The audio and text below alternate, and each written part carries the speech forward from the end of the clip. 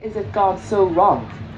I think our personal view is, and I think a lot of the attitude from the government is that if we make the system functioning, if we make a system that fundamentally respects the human rights of people, then more people are going to want to come.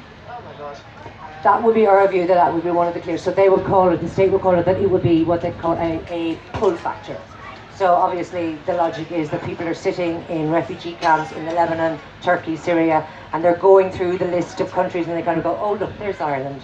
You know, you'll only get 1910 a week, or you can cook there or whatever, and you make your choice to migrate based on that. And that's not how, So that's God, not how migration God happens. forbid Ireland should actually be perceived as a country that was welcoming and supportive and able to mind and look after people who are coming, as you said, through forced migration, Yeah. and arriving in a very vulnerable state. Yeah. God forbid we should want to be at the top of that list. I think so. So, and like, it's not a race to the bottom. But I do think the really positive thing, though, here is, even here in this kind of fora, having this discussion. I mean, for years, NGOs were talking about this and arguing about it. But we were very much talking to ourselves and talking to a very small group of people. And there wasn't the same public interest in direct provision. And I think there has been a shift. And I do think that Irish people, you know, are becoming aware of it and are standing up and are kind of going, well, actually, not in my name. We're not going to put up with this. And Caroline, what's happening to move it from going from zero to public interest to public outcry?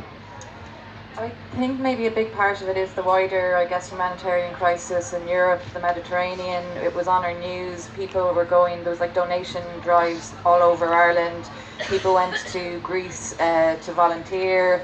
They had this very first-hand experience. They saw things with their own eyes. They saw the situation people were in, the situations that they were running from. And then they came home and they actually come home and go, well, actually, what's the story here?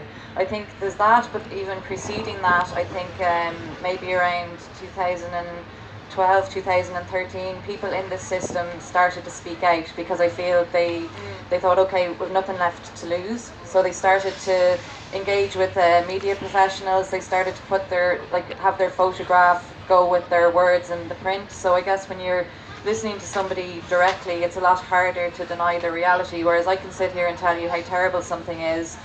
You know, it mightn't be convincing, but when someone's actually telling you their lived reality and their lived experiences and the impact that has on them as a person, it's incredibly hard to deny. So I think it's people taking that step, a courageous step and a brave step, because there was a lot of fear about maybe repercussions, or if you speak out, will that have a negative impact on your asylum application? But I guess people felt so desperate and they felt like they nothing else to lose, so they took that step and they started engaging with the media. They started talking about their experiences, and that did open up, I guess. The Irish Times did an incredible week-long series called Lives in Limbo. You can still go on, and it just explored the whole system, going from the private companies that are making an awful lot of money at taxpayers' expense off this system, to the human impact, food issues, access to education, denied the right to access the labour market.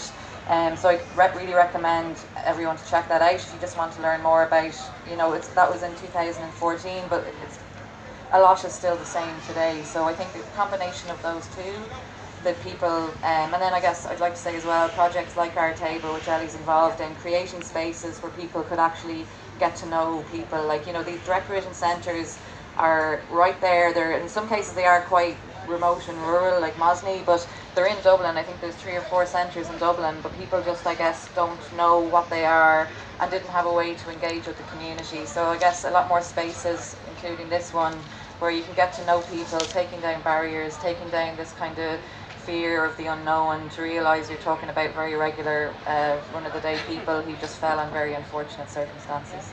Ellie, could you tell us a little bit then about Our Table? Yeah, so around 3.5 years ago, I took up a volunteer work with Irish Refugee Council, and where my responsibility was to highlight issues around direct provision, because I think there was a need that asylum seekers should do that. So I was one of them. Ruben has passed through the same way. So yeah, I was down the line.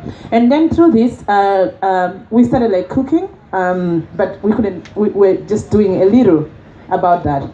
So in 2015, by God's grace, is when I met Michelle, when Michelle approached Caroline, who was my boss at that time. Yeah, So Caroline connect us, and me and Michelle, we met, and yeah, we talked same language. So we talked about food. So we said, why can we come up with we didn't have like an idea that our table is going to grow like the way our table has been and been successfully where we are. But we just said, let's just start. I love food. I love cooking. You know, that's my language. So yeah, and I missed food for a very long time. I couldn't cook, you know, like food, like cultural food, and I couldn't share. Like what Ruben said, that sometimes it's really hard to bond with people, because where we are coming from, food, it's a major factor of uniting everyone. And even if you look back into our culture growing up, people can have little, but if you visit them, they'll be able to make something out of what they